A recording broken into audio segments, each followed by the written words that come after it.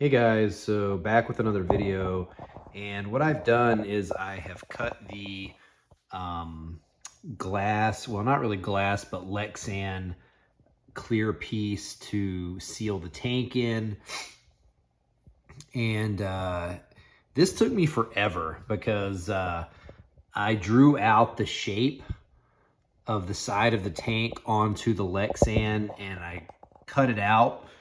I cut it a little bit bigger just so I would have some margins to work with, and then I used my sanding bit to sand in and contour it just to the same way the tank is. But it took me forever. This is the one that I've done a rough cut of for the base here, and you can see the you know, when I use my Dremel with a cutting wheel, I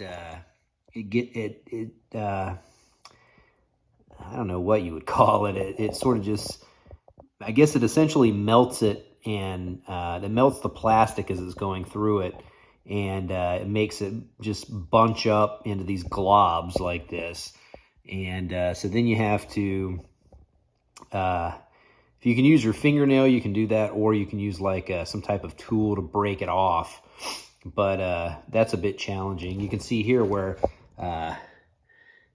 you know, I drew the line with a Sharpie, and you can see that I've cut past it so that it gives me a little bit of leeway to cut into that. But yeah, this little thing took forever, but luckily I've got this caulk that's it's clear and it dries, or it says it's ready for water in 30 minutes. And see, this, it's only been about, you know, maybe 30 minutes. It's on there pretty good. And it's pretty clean too. You can see here, there's a little bit where it sort of smeared around when I clamped it down. I wanted to make sure not to put too much caulk on there because I didn't want it to really just squish out and look messy. But you know, it ended up looking pretty good. You can see in there, you can see all the components. So once it's working, you should be able to pretty much see everything. Because this will just come right off, this float. It'll be probably permanently attached later. And I seem to have finally gotten if it'll focus here, let's see, here we go. The fill valve to actually, or basically the whole tank set up to work to where as the water's coming in, the float will rise and shut the water off before it starts going into the overflow tube here. And then when I flush, I wanted the angle of this. See, you can see that I bent the rod.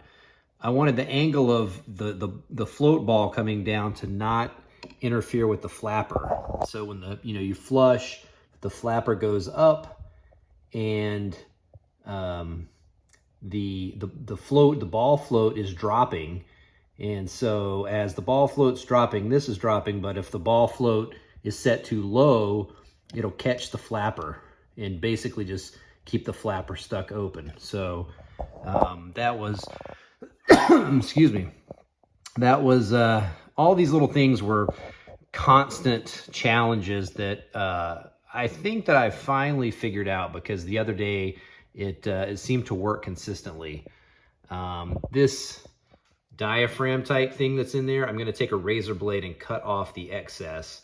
But that seems to be working.